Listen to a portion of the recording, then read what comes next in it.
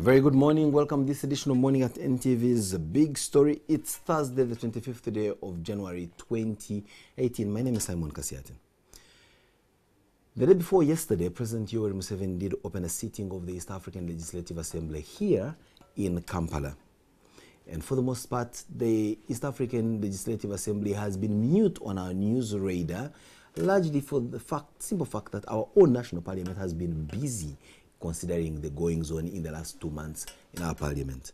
But now we shift the spotlight to the regional parliament, get a feel of what it is that they are deliberating on in their sitting in Kampala. But importantly, what is it that lies high on their agenda, and how best can Uganda leverage from this regional legislative assembly? I have with me two interesting guests, all of whom I want to believe subscribe to one political party. However, possibly may have different perspectives in the way things are done. And I said, subscribe to the same party with tongue in cheek. I have the pleasure to introduce, and let's go with the lady first. Honorable Suzan Nakawuki. Good morning. Welcome to the program. Thank you. Good morning, viewers. With a lot of experience to her head, she's been a parliament representative in our local parliament. She has also been the East African Legislative Assembly. Same applies to the Honorable Mike Sebalu. Good morning to all our viewers out there, and good morning to our moderator. And we thank you for considering us worthy of appearing on this prestigious show.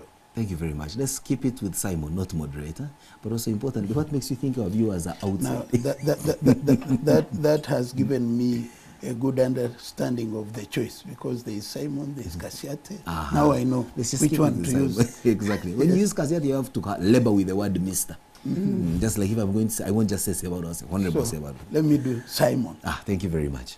So, Susan, the president did open the East African Legislative Assembly the other day, and he lectured the assembly on many things, including the fact that we need to own our space as Africans and be proud of our achievements, lest we shall be called and continue to be called some uncharitable things like President Donald Trump has called us, to which President Museveni said, I think it's important for him to be honest and tell us what we are so that we can change.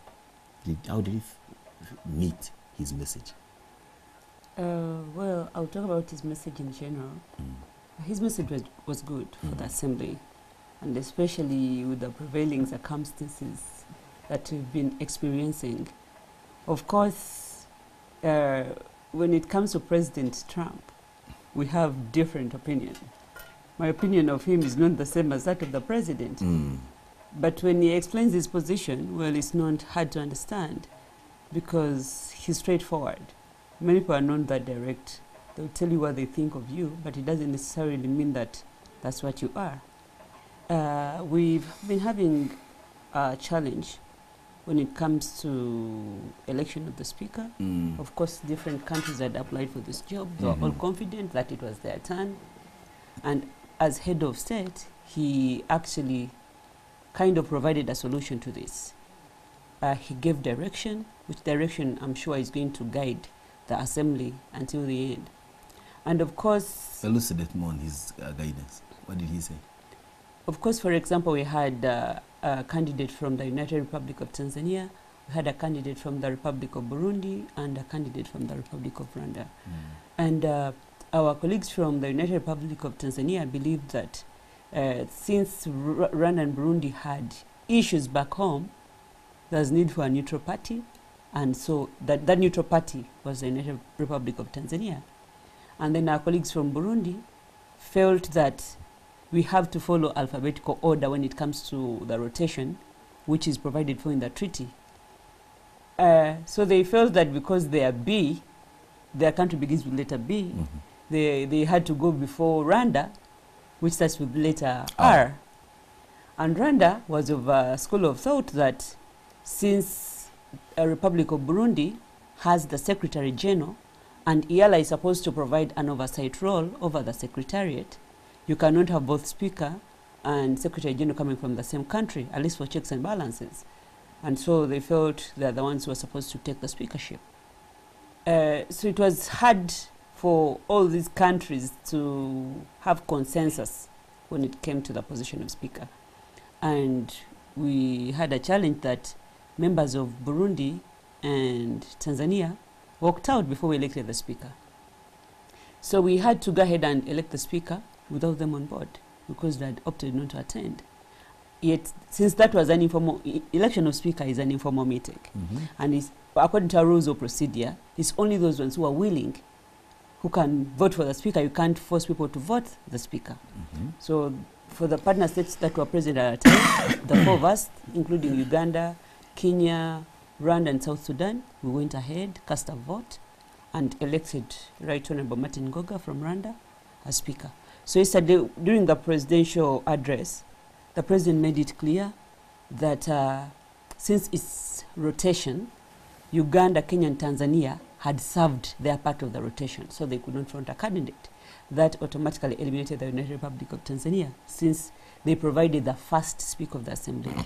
And then when it came to Burundi, since the first speaker was from Tanzania, the second one was from Kenya, the third was from Uganda, that was not alphabetical order. What needed to be followed was rotation. Now, the yardstick he put was that it comes with the order in which the partner states joined. Apparently, Rwanda and Burundi joined at the same time. And then he went to the second one, that since Burundi has the Secretary General, they could not have the speaker as well for the sake of the independence of the assembly, for them to be able to perform the oversight role. So definitely agreed with the assembly as chair of summit that the rightful country to take the speakership was Rwanda. So at least he shed some light, and it kind of clarified the when position. Was this election? Pardon my ignorance.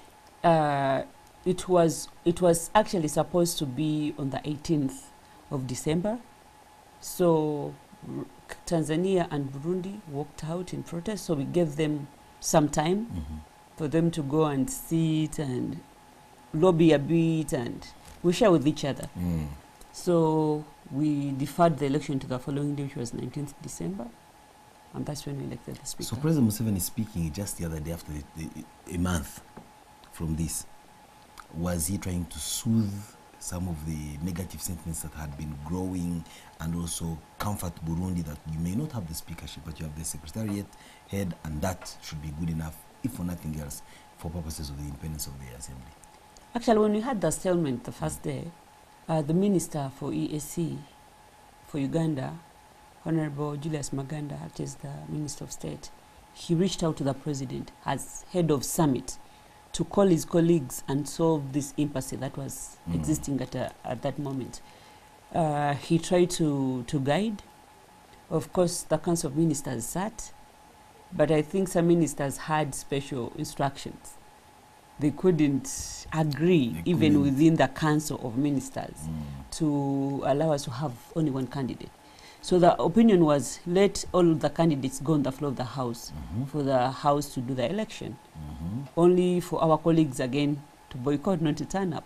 So as chair summit, it was very important for him to clarify, at least whatever came from the chair of summit, since he's the chair of summit, reflected the opinion of all other heads. The chair of summit means that he is the chairman of the presidency, exactly, which is the highest organ of the community.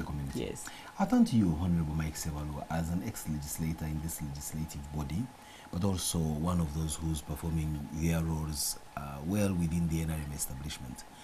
Well, we all know roughly what the role of the East African Legislative Assembly is, but going on with your plan as the NRM being the government in power here, what do you expect in the short run to be Uganda's leverage from the business of this legislative assembly? The president always talk about regional integration, but there's been a bit of a stalling in the progress of the integration. Do we see this particular legislative assembly pushing the agenda of coagulating quicker than perhaps your time and the times before? Yeah, thank you very much. Before I go to that, I just want to have a bit of rejoinder to the dynamics that were at play in the initial stages of the formalization of this assembly. I think the president's statement came in handy because then it fully legitimizes the office of Speaker, as occupied by Right Honorable Martin Ngoga, by giving the summit is supposed to give direction and impetus to the community, all matters of the community, and giving guidance on this subject was very necessary, given that this was the first sitting after the election. And the good thing is that all the partner states did come to participate in this. So getting this kind of guidance from the chair of the summit at a point where they are beginning their work, they are going through induction, and all the partner states are present, was a very, very good gesture of goodwill on the part of the chairman in order to allay any fears of any members of the partner states, to appreciate that there is a leadership in place.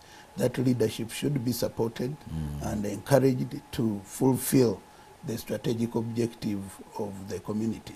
So it gave good legitimacy to the person occupying the office of the Speaker, and I think it was a very good thing to do, to give that kind of guidance.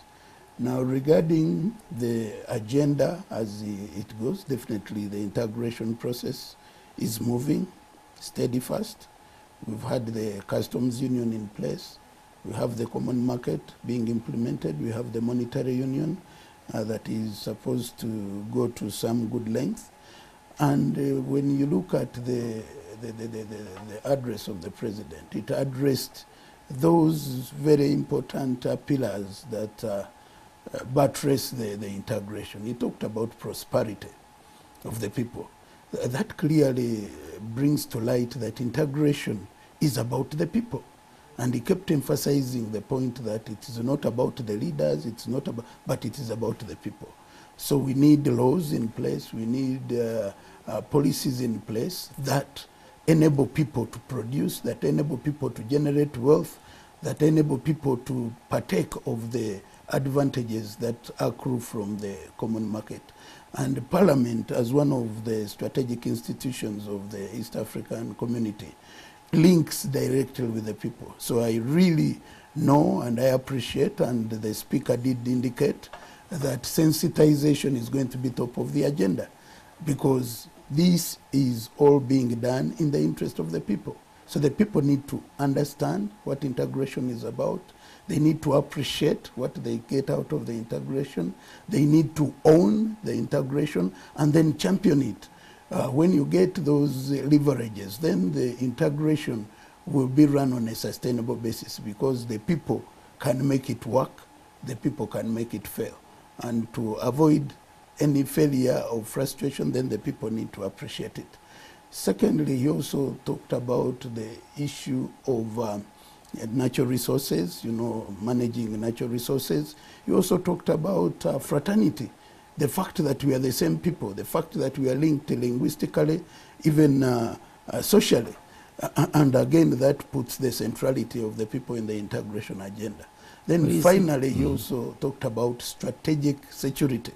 At the end of the day, we need to use our numbers, we need to use our leverage, we need to create a strong bargaining position, we need to create that capacity that would make people have fair respect for us and maybe don't address us the way you've indicated one prominent leader in the world did. So that can only be attained when you create an entity that is of good sounding and a good capability in terms of even engagement and managing power relations. The world is now about power relations. If you are on the lower scale of the power relations, then your agenda may not be given good attention on the table.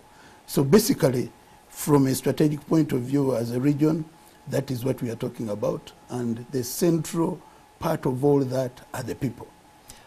Well, the president may have given that bird's eye view position and, like you called it, strategic level thinking and guidance. When it comes down to the foot soldiers on the ground, I mean, if Rwanda and Burundi, same language, really same people, can't agree on who becomes speaker and all that, and there's such acrimony that one has to walk out for another to be elected. Isn't President Museveni just, playing music to a dog or something like that? Sorry if I may use that very bad metaphor, but clearly, do you think his message sinks? You talk about unity here, and you find people who are more. I can understand if there's bickering between Uganda and Kenya. We have 1,000 dialects, different people and perspectives. Rwanda and Burundi. Yeah, I think we need to appreciate that the integration is a process, it's not an event. So we can't simply say we are home and dry. It is a process. We need to constantly engage, build confidence levels, do away with mutual suspicion, because at the moment we have a problem of sovereignty, everything, sovereignty and petty nationalism. Ours, we must. So you find that we are looking at so much of what is in for us. So it must be alphabetical order. Supposing we return to our original names of Urundi, where would they be? So the best thing that we need to do, and I believe our representatives will get it to be appreciated at a strategic level, is that we have to subordinate our individual national interests to the common supranational interests of the region, where we can all partake. Because once we make this region viable and competitive, then we can benefit from the leverage of the same, the common good of a united, prosperous, secure East Africa. So the best thing to think about now is let us subordinate our national interest to the common good and common interest of a strong, viable regional entity that in the long run will create benefits for all of us. At the end of the day, all of us benefited. Yeah. That's a very good one to conclude with, Honorable Mike Sebalu. Now I'll turn to Suzan for us to have our concluding remarks on this subject matter. Sad the times of Jural and ally on this program. Let me get down to the interpersonal relations and the soft issues of you members of the East African Legislative Assembly. Of course, in the sessions before, we even had speakers change in the middle of a term. You remember the case of the Right Honorable Margaret Ziwa, the Right Honorable Danfred Kidega, and of course all the fire bring from their own home representatives because there was a lack of cohesion within a home team. And generally, all this hampered progress and how much you were able to achieve in terms of what you had set out to achieve on the agenda. How is the relations of people amongst themselves and general conduct of business therein? Actually, right now, talking about the fourth EALA, the relations between individual members is not bad per se. For example, when you look at the members from the United Republic of Tanzania, even if we had gone into an election where all the candidates were present, I'm very positive that Right Honorable Martin Ngoga would still have gotten votes from the chapter of the United Republic of Tanzania. At least 6 out of 9, he would have gotten them. So you realize that there's just some external pressure, and to be particular, actually, the members from the United Republic of Tanzania were under instructions from their minister. Most of them disagreed with her position because at least they read the treaty and whatnot. But they didn't seem to be openly opposed to the idea from their minister. But it did not mean that they have issues with the current speaker. And even the members from Burundi, we've been talking to many of them, though their minister had a contrary view that she was pushing for. But the members individually do not have a problem. Okay. And actually, since the address of the president, it seemed to relieve so many of them that even the Speaker of Parliament of Burundi believes that the members should go forward and do what they were sent to do in the community. So I'm optimistic that this time around is going to be different. We've learned from the challenges we faced in the previous assembly. Of course, the divisions were there and they affected the operation of the assembly. Without a doubt. So this time round, we are determined to have a united assembly if we are to bring tangible results to the populations that we represent. Right. The Honorable Suzan Nakawuki representing Uganda, the East African Legislative Assembly. The Honorable Mike Sebalu represented Uganda, the East African Legislative Assembly, both of whom also have had the experience of being at in our local parliament, we can thank you more for coming in here to share with us your insights and your... Actually, we're in the same constituency, by the way. Interestingly, so then you can see, so we're speaking to the same people, only that wearing a bit of a different garb. But we appreciate your presence here, we appreciate your insights, and for the viewers who take time off to always listen through these conversations, we can thank you more. Mike, I know you have to run quickly to go and prepare yourself for tomorrow's celebrations commemorating 32 years of the NRM. Wish you the very best. I will share your company at the venue. That is subject to the permission that will be given to me by my supervisor, sir. Thank you very much. It's been a pleasure. Let's have a wonderful morning. We'll meet sometime, same place tomorrow when we have a conversation on yet another important issue of interest to all of us. Good morning.